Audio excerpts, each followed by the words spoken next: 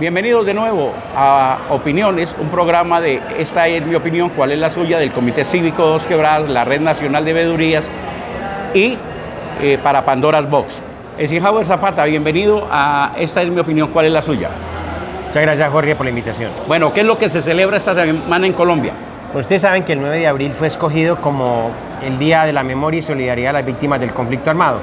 Se escoge también, como ustedes saben, que fue el inicio de la violencia partidista en todo este país. Ustedes saben que un 9 de abril de 1948 fue el asesinato del líder Jorge Eliezer Gaitán y a su vez el estallido de lo que llamaba el Bogotazo y luego la expansión de toda la violencia por todo este país a lo largo y ancho de toda nuestra geografía. Bueno, pero venimos en el asunto de la violencia de los años 40, 50, lo de la época de Rafael Uribe, el problema liberales conservadores. Esto no se acaba en Colombia, hablamos de pactos, de compromisos, del pacto de paz, todo lo que ha venido sucediendo en Colombia. ¿Qué es lo que pasa realmente, Eisenhower? Pues mire, usted sabe muy bien que en Colombia hay unas élites gobernando y para sostenerse en el poder inclusive tienen que hacer la guerra o armar el conflicto de por donde dé. Y las clases menos favorecidas pues les toca en cierta medida defenderse, y entonces cuando usted mira la clase menos favorecida es cuando se arma una guerrilla o se arman grupos que no estén de acuerdo con el Estado o porque tienen que inclusive defenderse. Ustedes recuerdan que muchas de las guerrillas nacieron como una respuesta a la violencia conservadora o a la violencia liberal que se gestó del 48 hasta más o menos en los años 70.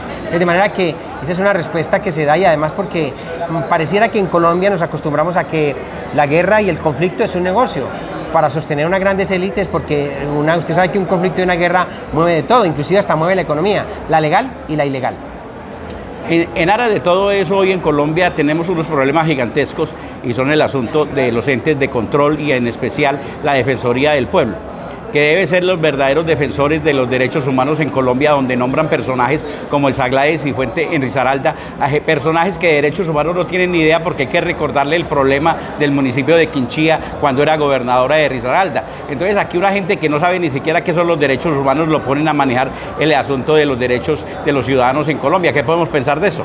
Pues mire, Jorge y la audiencia de opiniones, ustedes saben muy bien que la Defensoría del Pueblo es un fortín político de todos los representantes a la Cámara, sobre todo cuando se elige al defensor nacional del pueblo. El Saglai llega como una propuesta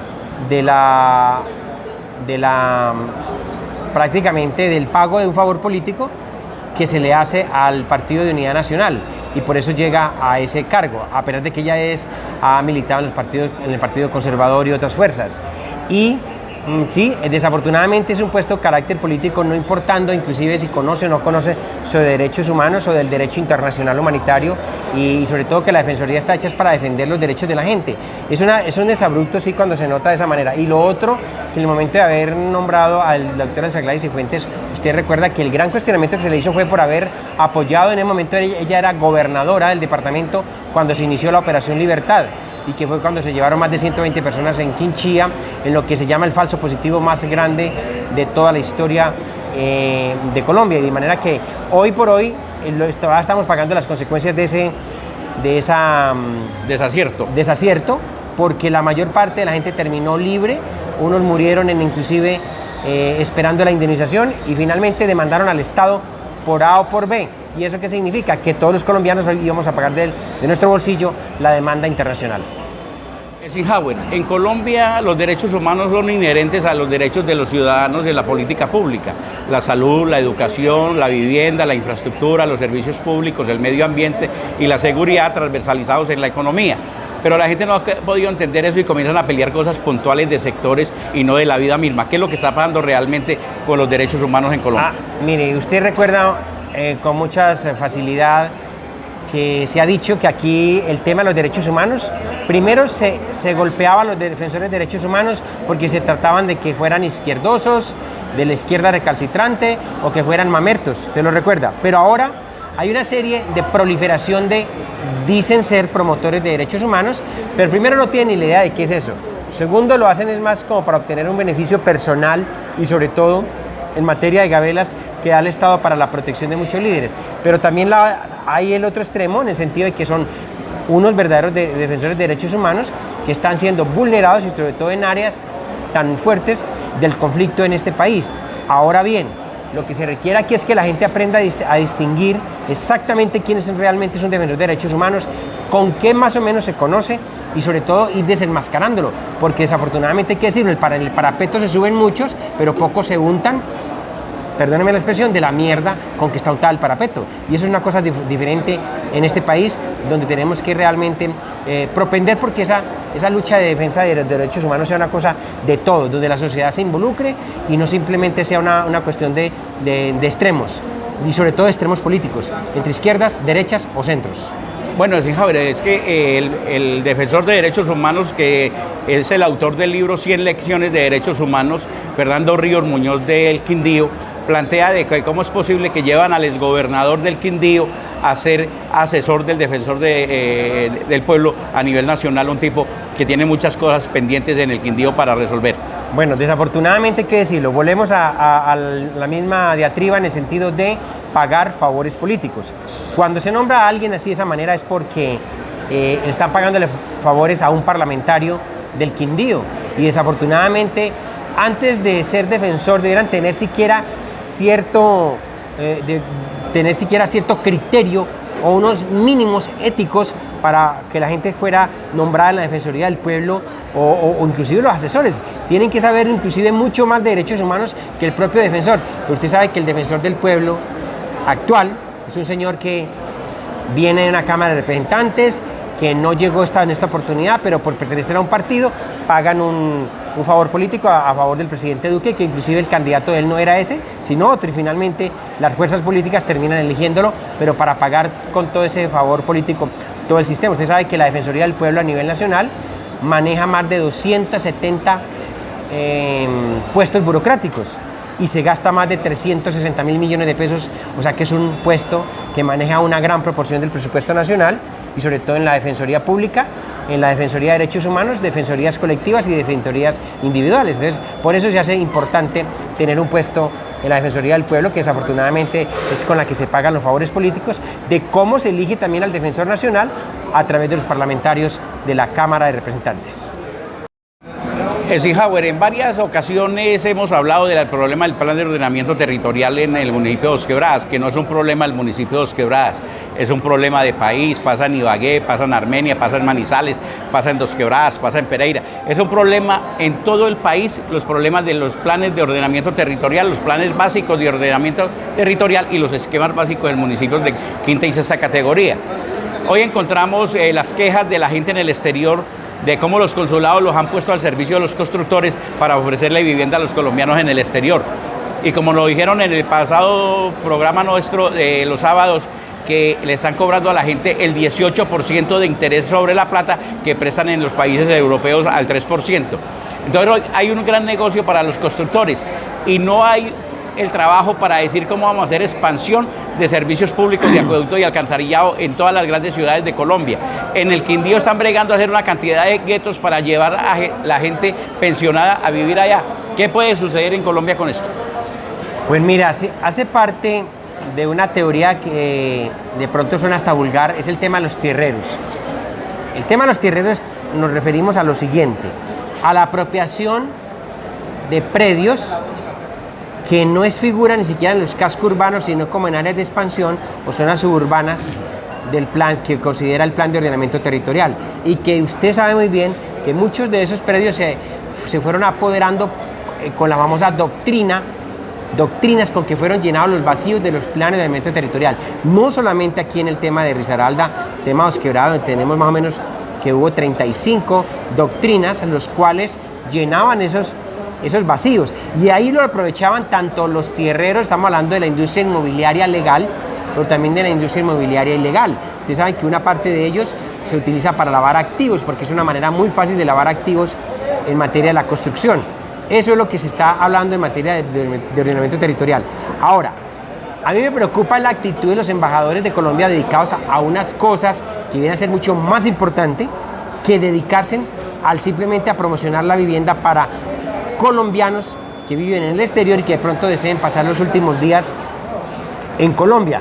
¿Por qué? Porque de todas maneras eso no resulta siendo tan viable, y sobre todo que mucha de la construcción se encarece y casi que se especula, creando una especie de lo que se llama bomba inmobiliaria o especulación inmobiliaria, que al final termina perjudicando también a nacionales y extranjeros, porque ponen a competir con precios donde un colombiano raso no tendría con qué pagar casi lo que tiene un colombiano en el exterior, en Europa, en el exterior, que tendría con qué pagar la misma vivienda. De manera que se van creando ciertas divisiones y ciertas desigualdades.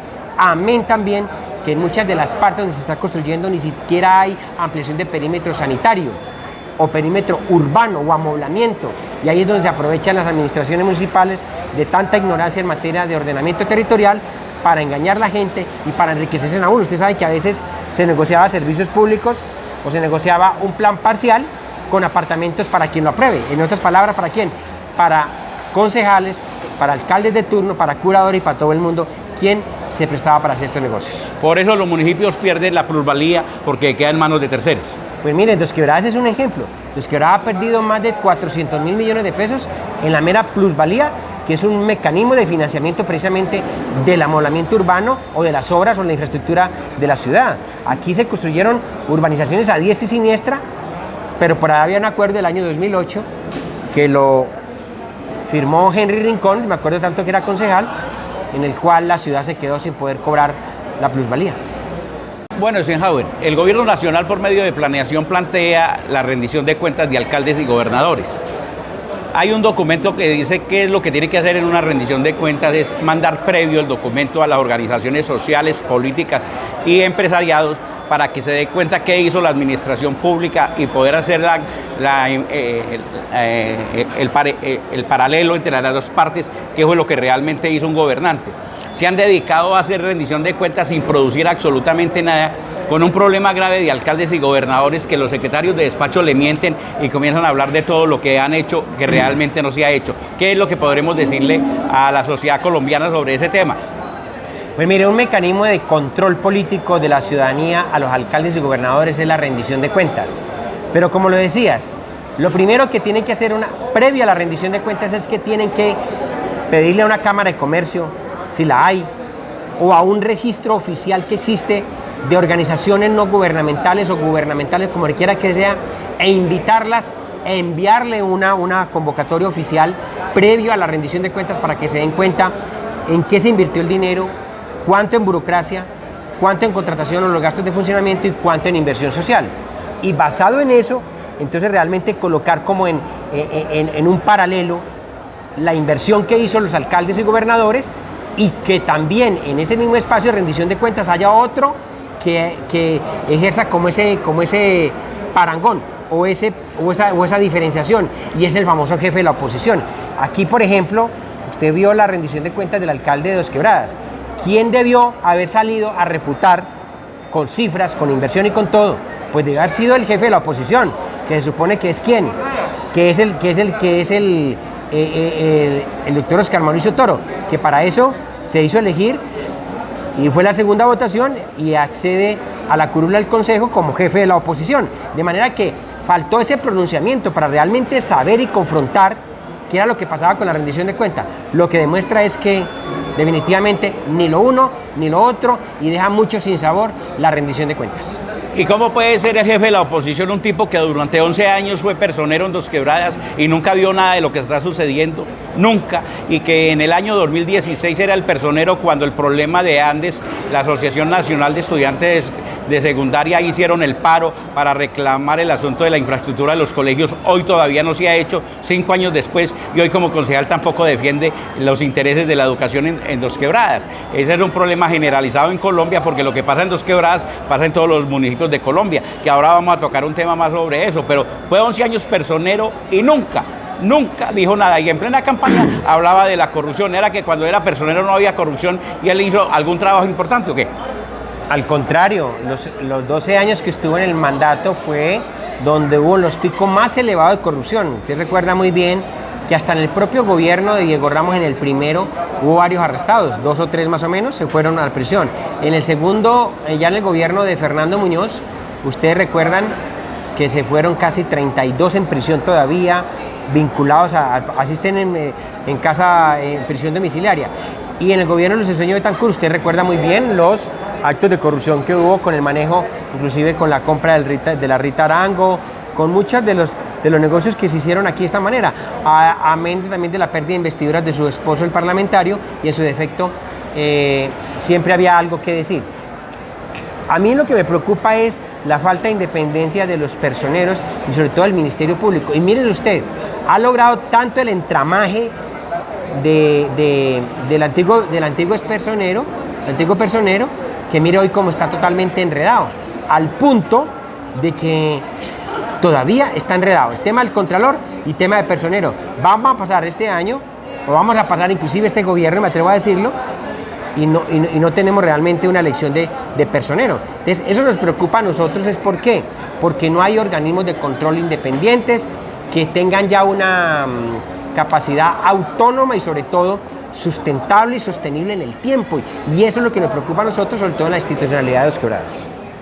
Bueno, Eisenhower, hay un asunto delicado. Comienzan las campañas políticas y aparecen los mismos de siempre, los mercenarios de la política que estaban ayer en un partido, hoy aparecen en otro, hoy hacen el negocio con uno, aparecen unos hablando mal con el que estuvieron hace 4 años porque no les cumplió a ellos, no porque no le haya cumplido al pueblo colombiano, porque al pueblo colombiano no le cumple ninguno. ¿Qué es lo que realmente puede esperar la sociedad colombiana hoy cuando, por ejemplo, esos parlamentarios que se van a otras regiones a buscar votos y ya comienzan a tener problemas en esas regiones porque no pudieron cumplirle a nadie? ¿Qué es lo que viene para los colombianos? Pues mira, aquí hizo tránsito en el sentido de que cuando no se consiguen los votos locales, es decir, de la región a la cual yo pertenezco o he hecho campaña política a lo largo y ancho del departamento, entonces me voy para otro y me toca comprar los votos. Y comprarlos significa por presupuestos, puestos y contratos, o en su defecto los compro en rama. Pero más allá de eso está la burla que le hacen al elector. Y fuera de eso está lo que hemos denunciado en este medio. Como inclusive las mafias, usted sabe en estos momentos que las mafias, y hablamos de un ejemplo, Cordillera y todos sus secuaces, en el tema de Risaralda, ahora que están extendidos sobre Caldas, Quindío y Risaralda, financian campañas electorales en esta zona. Y eso ha sido tránsito desde muchas décadas anteriores. Usted recuerda muy bien los nexos de una de las familias políticas de esta ciudad, que finalmente terminaron siendo apoyadas por el cartel del norte del Valle, luego por el cartel de Medellín y luego por los carteles propios de Risaralda. Y finalmente ellos se van hacia otras partes a conseguir votos a cambio de dinero. Hoy la gente siente un fraude tremendo por ellos, primero porque usted lo que nota es que no trajeron ningún presupuesto de inversión para el departamento, al menos por donde estaban. Muchos de ellos inclusive para pagar puestos, burocracia, trajeron gente de otras ciudades, de Manizales, de Armenia, inclusive del Valle o de Bogotá, a puestos, por ejemplo, en Risaralda. Y aquí había gobernador, usted me recuerda al gobernador Isidro Salazar, mucha gente, sus asesores, inclusive hasta secretarios de despacho, eran de otras partes del país. De manera que eso es lo que estamos viendo en este momento. ¿Qué es lo que hay que llamar a la reflexión? A la gente que mire realmente quiénes son los que están aspirando hoy por hoy, que ya usted otra vez los ve, para ellos no hay pandemia, para ellos la pandemia pasó, y pregúntense por eso, ¿en qué ayudaron en momentos difíciles como la pandemia? Y aún así, uno recuerda un viejo dicho de los abuelos, que más fácil se acaba la guamasa que los marranos. Veremos de nuevo a unos reacomodándose en otros equipos políticos, y es lo que hemos llamado voltearepismo, o lo que se llama ser camaleónico al interior del partido. Usted mira hoy que la aspiración de muchos que estaban con Sami, hoy ya están al lado de Juan Pablo Gallo, aspirando al Senado, sin tener una oficial candidatura al Senado por el Partido Liberal. Y usted mire muchos de los que aportaron a la Cámara de Representantes del Partido Conservador, hoy están en filas del Partido Liberal, y así se ha visto de un lado y para otro. De manera que eso es lo que hemos llamado voltearepismo y camaleonismo, porque se adaptan al color de acuerdo al terreno y al partido que estén pisando. Pero sin Javier, es una cosa que no tiene ideología, es un problema de negocios de la política para sobrevivir aquí, haciéndole creer a la gente que son importantes. Porque ahora aparece también todo el mundo. Voy a explicarle lo siguiente.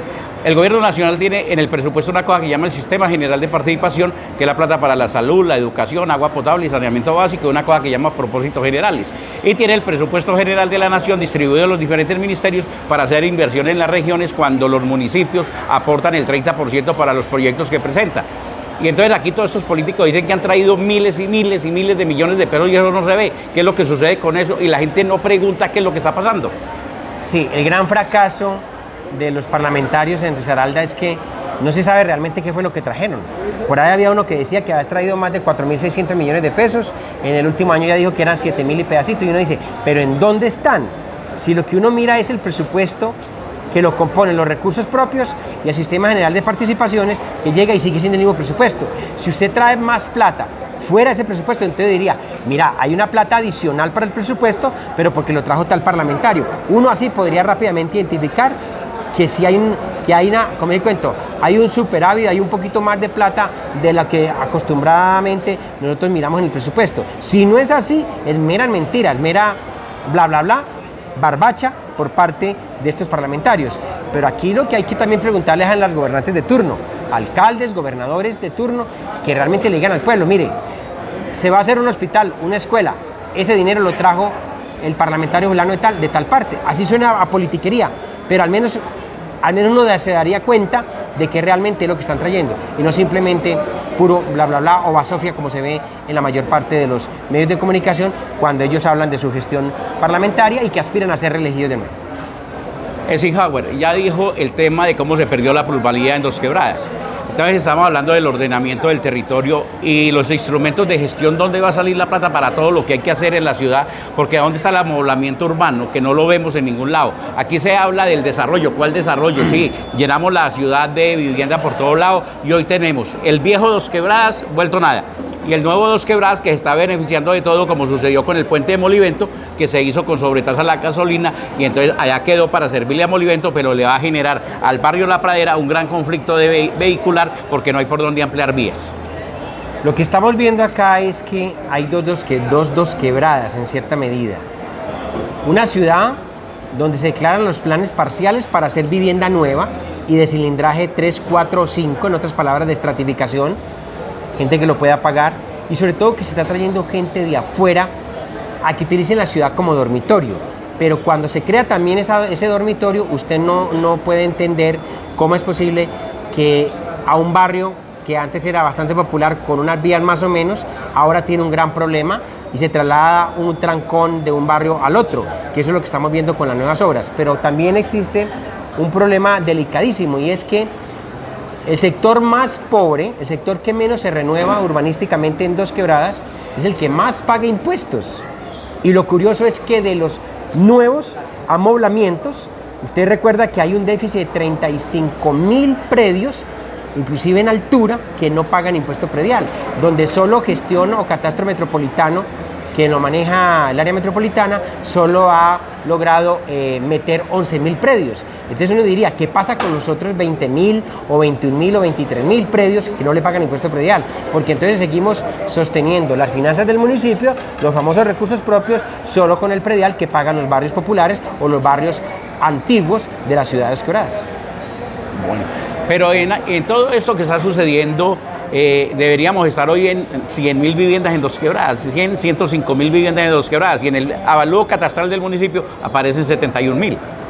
Estamos viendo entonces, hay algo que no cuadra, y es cuando, eso me hace acordar a mí de una reunión del Consejo de Seguridad, donde aparece la Fiscalía con la policía, y el uno le dice que eran 78 asesinatos y el otro le dice, no, son 76. Entonces uno se pregunta, aquí las cifras no cuadran, ¿cómo van a estar descuadrados dos entes que tienen que ir a la par en un momento determinado? Lo mismo ocurre con el tema de predial. ¿Cuántas licencias se otorgan? ¿Cuántos apartamentos en altura? ¿Cuántos en el nivel, en vivienda? En vivienda. Entonces, cada uno, dónde está la ficha predial, dónde está la matrícula inmobiliaria, de tal manera que le aporte al municipio. De lo contrario, vamos a entrar en un colapso, tal y como se ve en estos momentos. Bueno, pero hay un problema más grave ahí todavía. Una Secretaría de Planeación, ¿en qué función? una Secretaría de Control Físico, ¿cómo funciona? ¿De qué sirven las curadurías? Tantos entes alrededor de eso y esto no funciona. Es que mire, hace parte de la misma manguala. Usted lo recuerda muy bien que en la manguala aquí se habla inclusive de una tercera curaduría. Y lo denunciábamos nosotros, pero finalmente el curador decía que había una tercera curaduría, era porque habían licencias de la curaduría 1, curaduría 2 y la tercera, que es la que no paga a nadie, pero que se maneja por asuntos de mafia de este país. De manera que acá, en el tema de Dos Quebradas, exactamente tenemos un gravísimo problema, es porque los organismos de control y los que están ahí, y los que deben ejercer control sobre las mismas curadurías no la ejercen, y por eso es que eso tomó tanta ventaja, inclusive el aprovechamiento de las doctrinas y todo el daño que le hicieron a la ciudad. Bueno, Eisenhower, volvamos al inicio de la entrevista. Usted habla de los jóvenes que se llevan las bandas criminales, sea de un lado o del otro, jóvenes sin oportunidades, gente que a la primera de cambio se va a hacer lo que ni siquiera está intentando hacer, pero la necesidad sentida de vivir se los llevan las bandas criminales a hacer lo que no deben, y ese es el problema que tenemos hoy con la juventud que están llevando las bandas criminales. ¿Qué es lo que pasa realmente con eso? Y déjeme terminar de decirle lo siguiente, y el problema grave de este país, que se queja de todo, que critica todo, que no participa de nada, que eso a toda hora es hablando y llorando por lo que está pasando de las masacres y de todo, pero no vemos la actitud de la acción de una sociedad colombiana. Bueno, ustedes ven que en las masacres se pululó, están tan cerca de nosotros. Usted ve en Cartago 4 asesinatos la semana pasada, Circasia 4 en la noche del sábado, y estamos viendo varias situaciones. Uno, nuestros muchachos están siendo reclutados por todos los bandos. Estamos hablando de todos los ilegales. Aquí tenemos un subregistro de 73 muchachos que se han llevado. Y ojo que solo le vinieron a parar bolas cuando se llevaban los últimos 9 que fueron a parar a Caucasia y a esa zona. Primero es porque hay una falta de oportunidad, hay un desempleo. Los muchachos cuando llegan a una etapa entre 15 y 16 años y ven que en la casa no hay nada de quien llevar, justo el problema social que tenemos, entonces los muchachos aceptan esas ofertas que en principio son de trabajo, pero cuando ya llegan a esas zonas se convierte en un reclutamiento forzado, porque van a trabajar para bandas criminales. Van desde el campanero hasta el que distribuye la droga o el que le toca asesinar o dominar toda una zona, que es lo que se está viendo con estos muchachos. Y eso es lo que el gobierno nacional ha descuidado con todos nuestros niños, niñas, adolescentes. El reclutamiento forzado al principio parece como un reclutamiento voluntario cuando el joven decide irse, y finalmente puede terminar con un reclutamiento ya de carácter violento, como se ve actualmente, y con lo que pasó a los muchachos que fueron traídos de nuevo por el tema de los caparros. Bueno, Eisenhower, de todas maneras uno ve la gente quejándose de todo. Es que, vuelvo a repetir, nosotros somos un país de habitantes, parece que no tenemos participación ciudadana ni hacemos ciudadanía. ¿Qué nos espera realmente a los colombianos si seguimos en la misma tónica? Pues mire, yo diría algún pensamiento, y es que si nosotros no participamos en política es cuando se eligen los peores gobiernos. Los peores dirigentes son los que entran a manejar un país. De manera que si no nos involucramos en política estamos llevados y condenados como ciudad, como departamento y como nación. De manera que hay que participar, eso sí, con seriedad, no con politiquería como se ve actualmente. Bueno, señor Javier, gracias por estar con nosotros. A usted, amigos de opinión, a la red de veedurías y a su programa con todo lo que este encierra. Atención, alcaldes de Colombia, llega a su municipio próximamente Tardes de Talentos, música, humor, gastronomía, farándula, salud, turismo y mucho más. Próximamente desde su municipio.